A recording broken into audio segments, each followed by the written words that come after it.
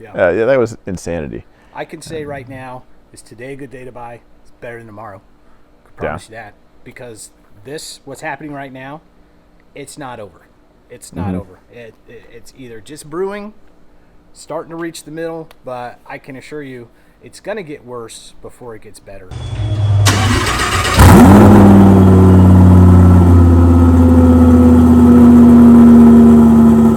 What's up, everybody? We're here to talk about the market crash. So we got a checklist of things. We're going to talk about the market crash. Everyone loves to hear about that. You saw the cold start. Lamborghini in the background. We could do it in the garage like the other YouTubers, but that's still weird. I don't know why everyone has a studio in the garage. It's 82 outside. Yeah, it just feels amazing right now. We're versatile. If you're a YouTuber, why is your studio in your garage? Maybe California's smaller. A lot of them live in California. Got it. Okay, maybe that's why. You don't have a space?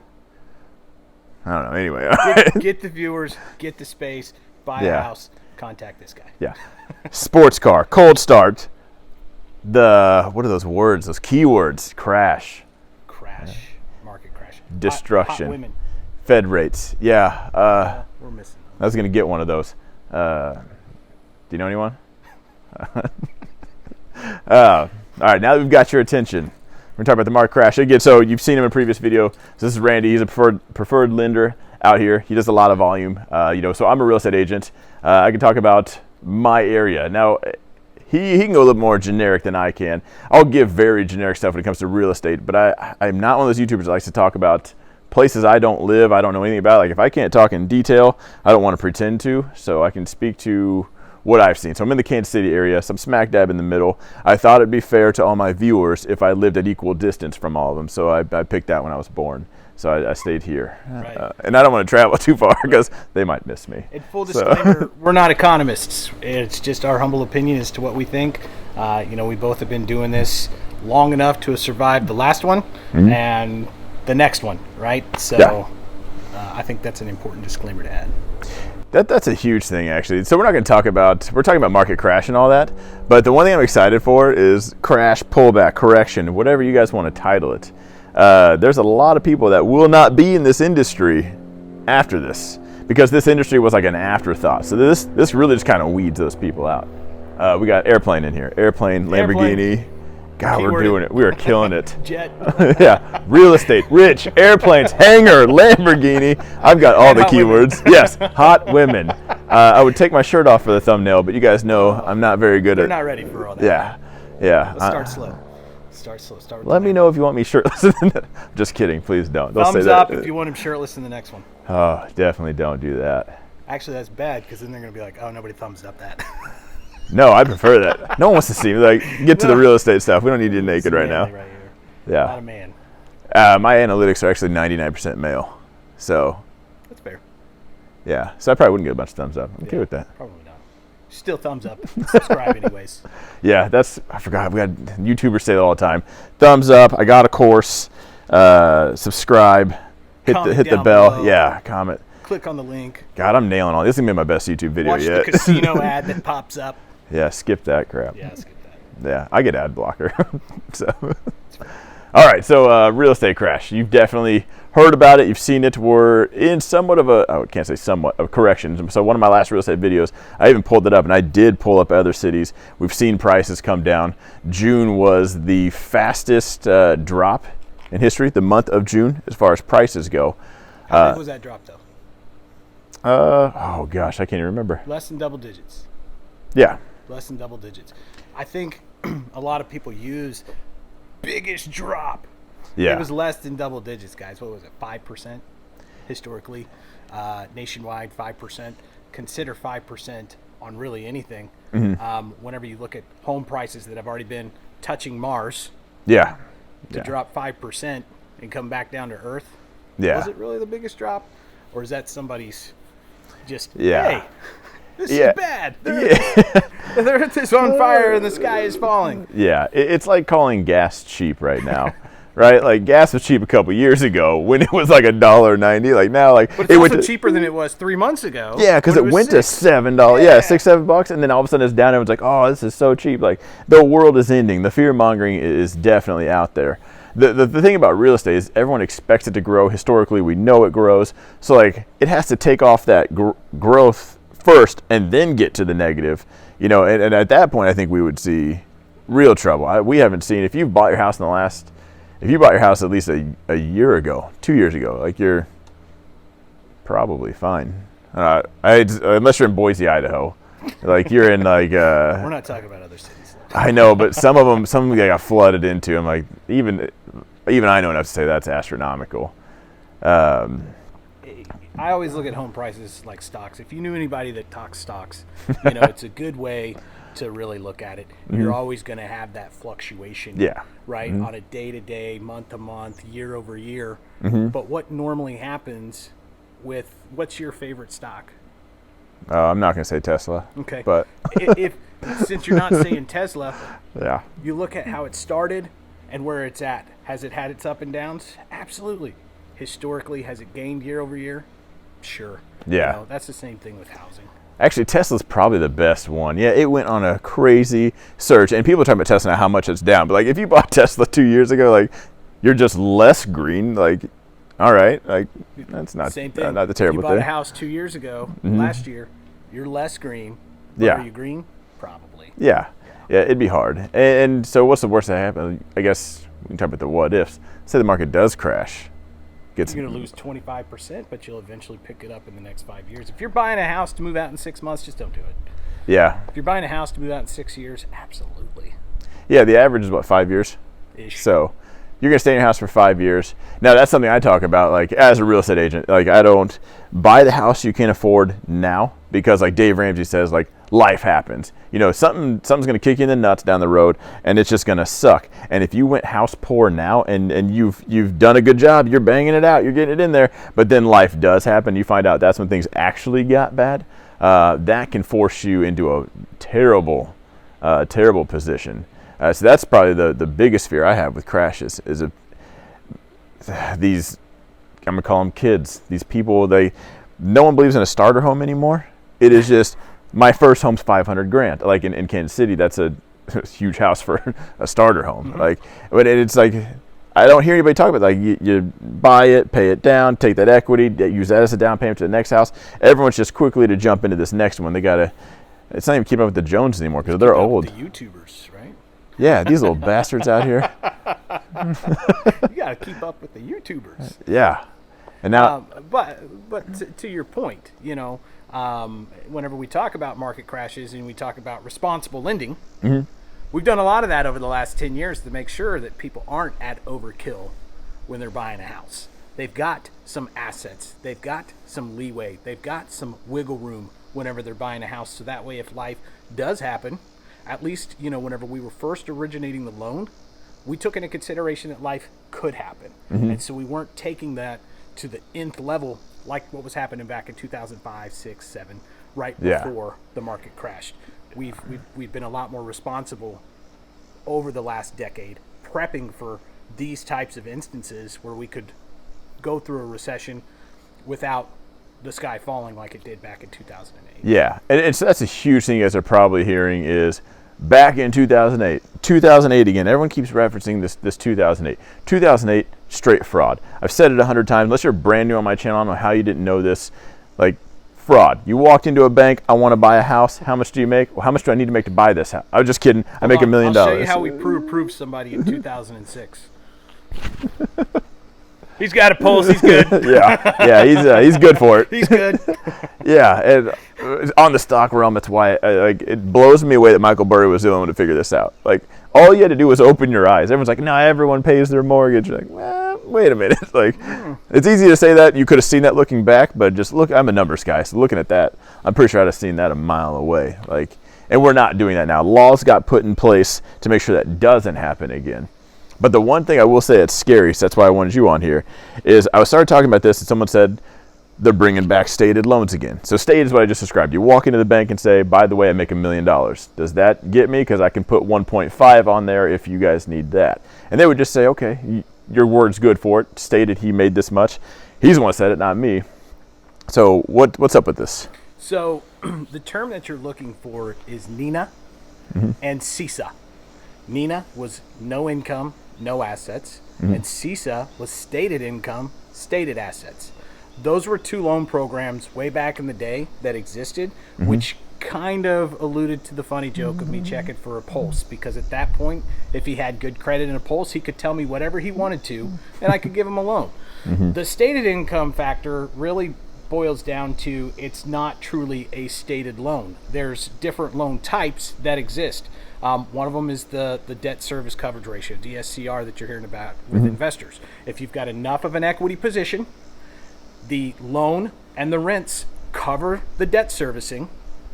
It makes sense for some of these portfolio investors. It's a non-QM loan, which we don't need to go into that terminology, but it's not a traditional Fannie or Freddie loan. Okay. However, that's one particular program that you're seeing coming around for investors who are doing rents and things like that. Now, there are underwriting factors in place to make sure, are the rents going to be sufficient? Is the rental coverage there? How long are they anticipating that this house will remain vacant, right? So again, if you've got the right equity position and you've got a credit score that's well enough, and they can look and see that makes sense, similar to SBA lending, right? It makes sense. We're going to do it, right? We'll fund it for you. The other piece is a bank statement program. So a lot of folks who are self-employed may take advantage of the write-offs that exist on tax returns, and they'll write their income way down. On paper, it looks like they don't make any money. On their bank statement, we're seeing $60,000 a month deposits. On a bank statement loan, we're going to be able to utilize those bank deposits as income. So we're going to take 12 to 24 months of those bank statements, and we're going to count every deposit in there. On those deposits, we're going to divide that out by 12 to 24. That is your income. This is such good news. Right? That is your income. The key ingredient to that, those interest rates are higher, as they should be. Investors are going to hedge against the risk through a higher interest rate. And so is it possible? Yes, it's very possible. You could do a bank statement loan and qualify at the higher interest rate. And then once your tax situation kind of levels itself out and you can show enough income, then at that point you can refinance it into just a traditional mortgage. Oh, not bad. Okay, because that was scary when people said stay. I was like, there are sweet. some ingredients behind that are still allowing us to actually look into that borrower's financial history and their ability to repay ATR, the mortgage itself. Okay, so that brings me to the next thing, because if we're bringing back stated loans, get ready for foreclosures, which is everyone's next topic of fear mongering. And man, okay, so we're seeing now like foreclosures are up 700%. So, and I can tee this off for you. So like during the pandemic, and I've said this before on my channel many times, you, in short of just calling up Biden yourself and saying, I'm not paying that mortgage ever. Like, you're not foreclosing. They're like, don't worry, we're going to extend it 40 years. We're going to pay it for you. Don't pay a dime. Like, don't worry. So yes, when you take that, it's very delayed data, but when you take that and it's like 0 foreclosures, all of a sudden there's 7 that finally went through because they're finally reining it back in. We're up 700%, and it's very fear-mongering to say like foreclosures are up this. It takes 900 days, almost 1,000 days for foreclosure to even hit the market. So even if there was just a wave of foreclosures coming, like we're 3 years out almost before those even hit the market. But even then, like what's your take? Like, so foreclosures, they're in every market. It's not everyone. Well, life happens, or they either made a bad decision, something happens. I guess it's not fortunate, but here we are. They're on the market. They're part of the game.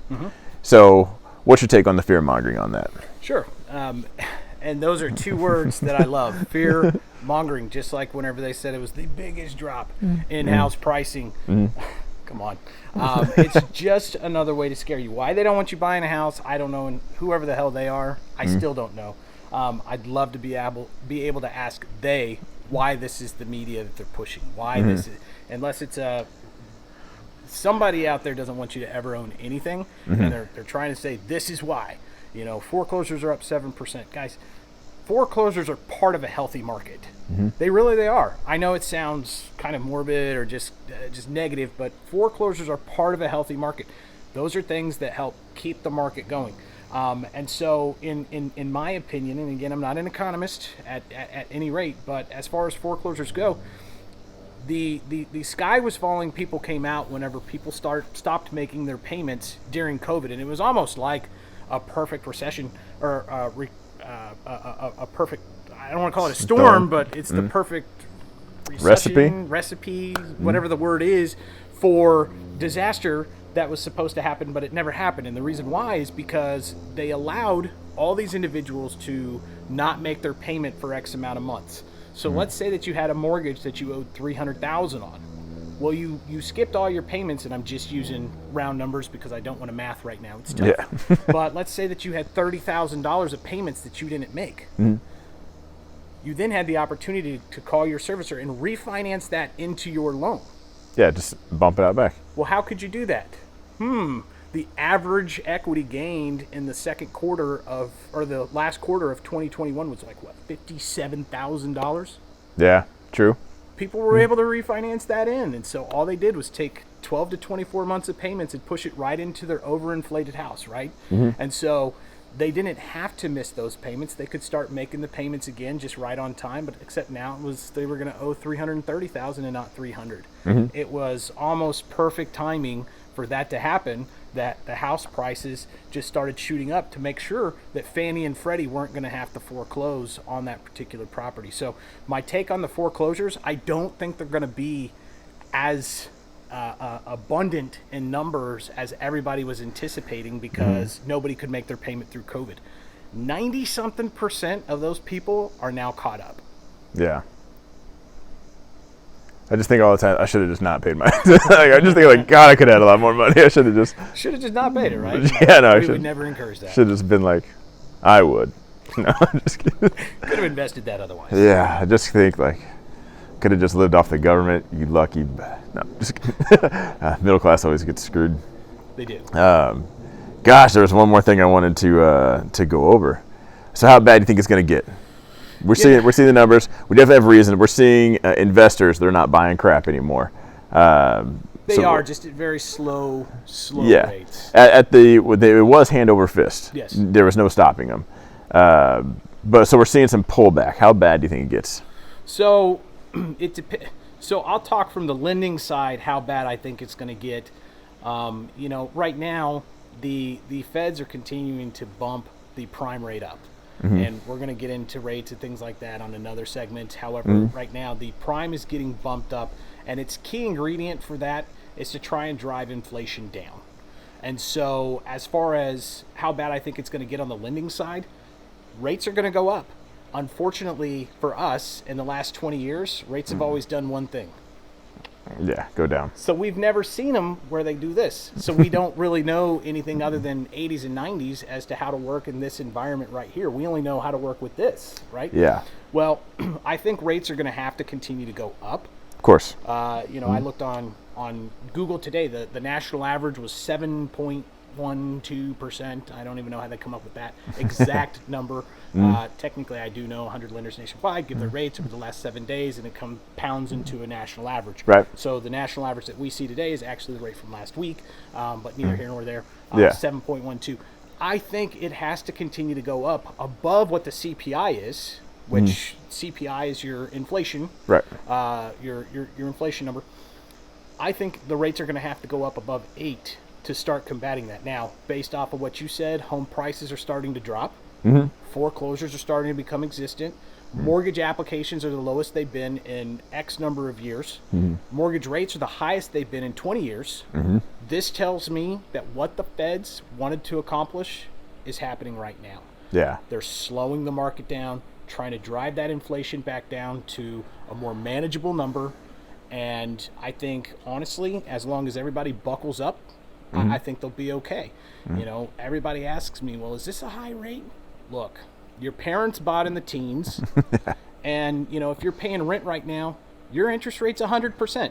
So even if you were buying at 7, that is a 93% interest rate reduction, not only to talk about all the other tax benefits that come along with buying a house, plus the potential to build your own net wealth with equity. Yeah, that's what I say. Everyone buys a house. It's just do they buy it for themselves or someone else. I personally love renters because, well, I like it when you pay my mortgage. So, not if you're watching me though, but ultimately the American dream is to buy a house. It's not for everybody, but the American dream is to buy a house, right?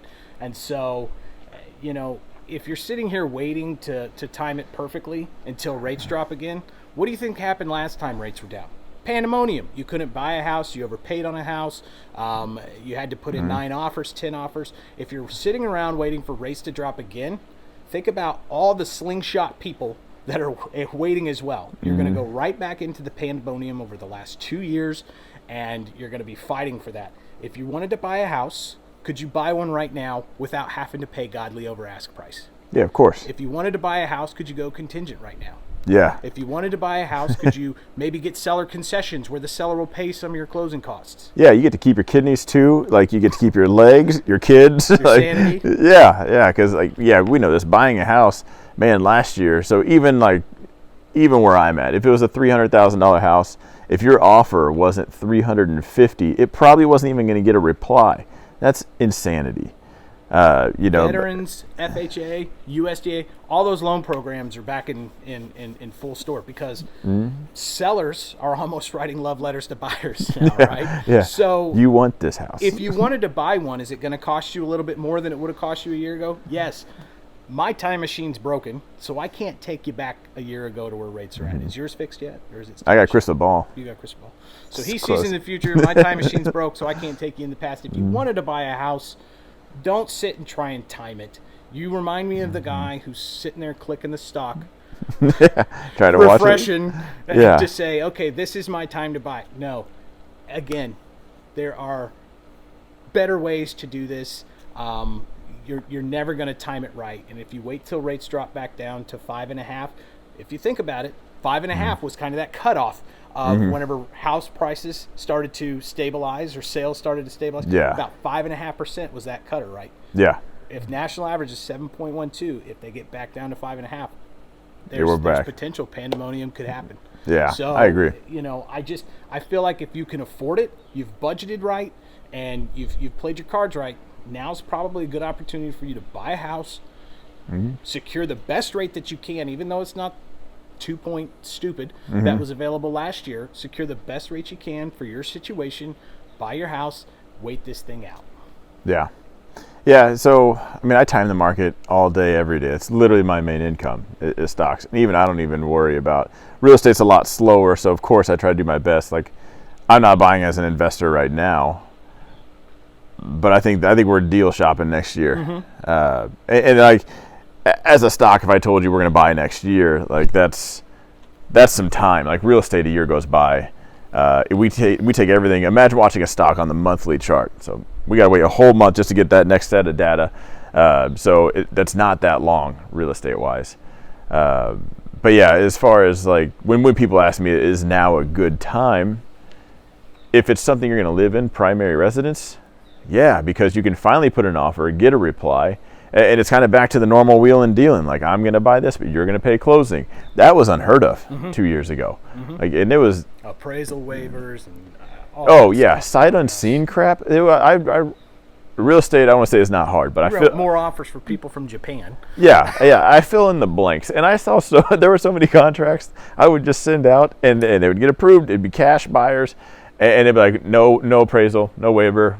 We just want it. I'm like, did you even Google Maps it? Like, our internet's down, but we had a good cell phone connection. I'm like, oh, makes sense, perfectly logical.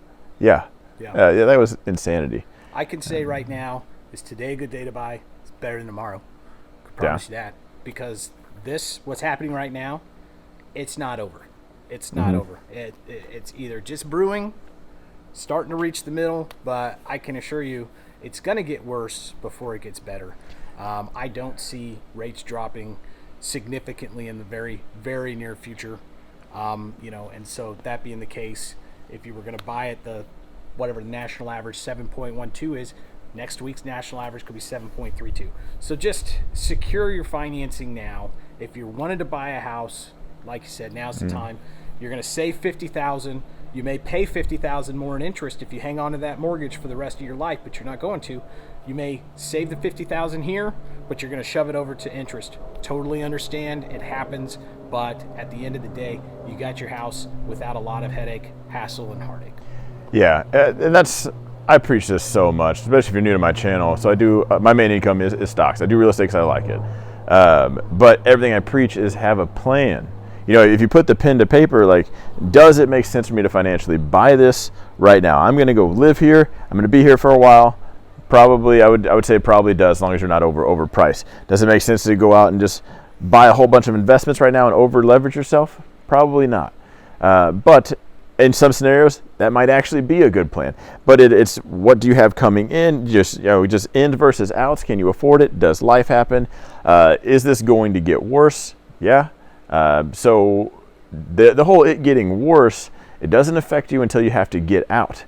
The house we're at right now, if it dropped to $10,000 tomorrow, it's still stopping the rain. You're out of the elements. You still live there. Everything's still good. The mortgage stayed the same, and it's not going to go anywhere because you locked that in. So let's say it drops to $10,000 tomorrow, but it's $2 million the next year. Like, you're still here. In fact, all variables are still very much the same. So control what you have, the constants you have, make all of those make sense first, and then you really can weather any of the storms. Yeah, because if you're renting a house, they could throw you out. Yeah. They may not want to rent to you anymore, and the next person may buy it and they want their own house. You know, on a rent, you're not getting any of that principal reduction back. There is no principal reduction. You literally take your monthly income and toss it to somebody else. Like Don said in the very beginning, I like when other people pay my mortgage. It's a good feeling. It really is, right? It's passive income. You don't have to worry about it. You should not be paying anybody else's mortgage if you don't have to. Again, if you're I'm going to wait for the 25% house to drop or house prices to drop, fine. Call us whenever that happens, because I'm telling you, I'm not sitting around waiting for it to happen myself. You know, neither are the people I'm helping today. Oh, I'm going to wait till rates are at 3%. Good luck. I think that was an anomaly that it even happened. I think that happened because of a global pandemic. So, you know, what happened this year was actually supposed to happen in 2020. It didn't happen because of COVID. It had to be extended out. That's why it happened in 2022 so quick. They had lifted everything and they said, okay, quantitative easement from the original 2008 crash is now over. We infused as many dollars we had to. We're out. And that's why you saw as quick of an increase in rates that you did. Yeah, the soft landing. The very, very soft landing. More like a dry, no lube, bite the pillow kind of landing. But yes. Yeah, that's a rough one to take in. One more thing before we wrap this up. If you're thinking, should I buy now? Should I buy later? Because this crash, keep hearing about this crash. Let's say you wait 6 months, go pick out a rental. Because the funny thing about crashes and pandemics is, just like you, everyone wants to rent, which drives the demand up. More demand, more buyers, means the price goes up, means your rent is higher. So take that rent, okay, and extrapolate that. How much are you going to pay over the next 6 months, 12, how long are you going to wait? Do you think you're going to wait? I'm sure you're a market genius and you got the thing figured out. So take that pen to paper and see how much you're going to pay in rent, because that's 100% gone. Now take this devastating we'll go 7.5% right now in a mortgage, right? So you're going to piss away, depending on the mortgage, a few hundred to $1,000 a month just in interest, but you do get that principal back. So in 1 year's time, I can tell you right now, rent is 100% gone, but you will have some principal built up in a savings account you just probably weren't aware of in your house. So when you go to move out, you can fight that guy to get your deposit back. I can tell you that's next to impossible. Or you can just call the bank and say, how much equity do I have in my house? It's worth this much. You owe this much. There's your extra chunk of change that you have. So which one costs more? So do all of that, and if all of that makes sense, then make the move. You can only make the moves with the data you have at the time. You make the best decisions with the data you have at the time. Stick to that. Let the fear-mongering stay with the news, especially if this is going to be a primary residence. Don't go house broke. Maybe chill out on the investment side of things. But this video probably isn't for investors. They've probably got it at least figured out. So new home buyers, chill, relax. And if you think 7% is high, ask your grandparents, what was it like to pay 20% interest?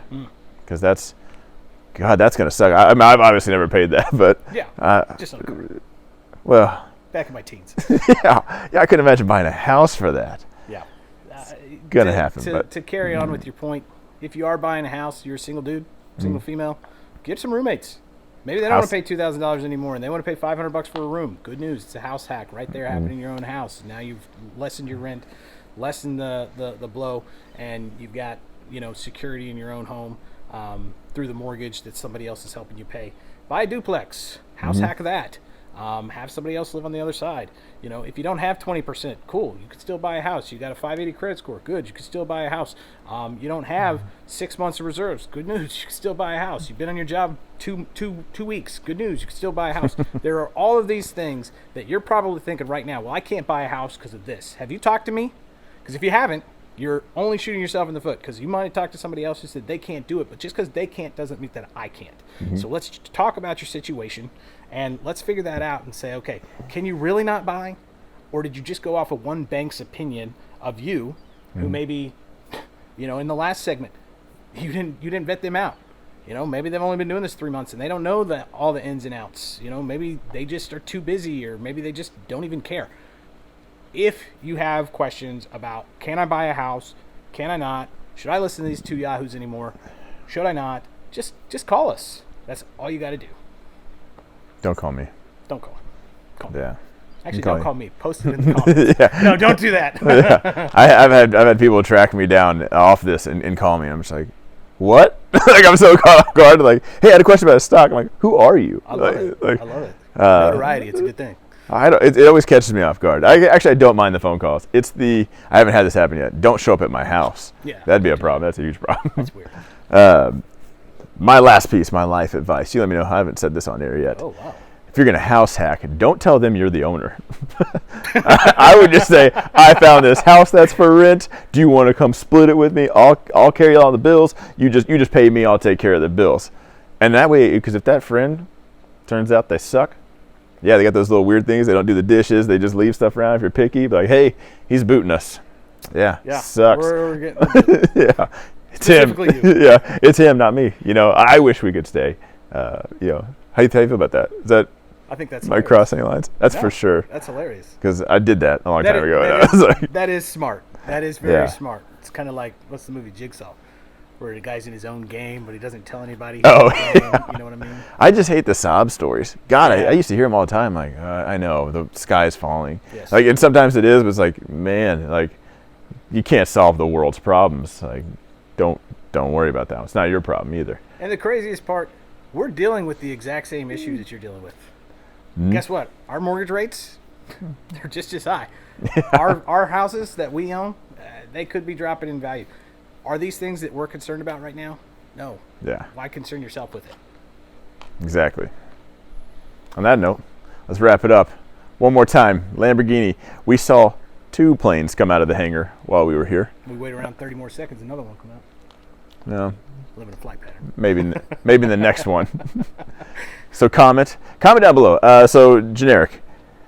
House crash. You think this is 2008 or worse? We're coming back. I wasn't that nervous until Jay Powell came out and said, we need to reset the housing market because people can't buy. Like, that guy says the same thing, everything, and then he just throws this extra comment out, and I was like, hang on a second. Like, maybe he is going to crash this thing.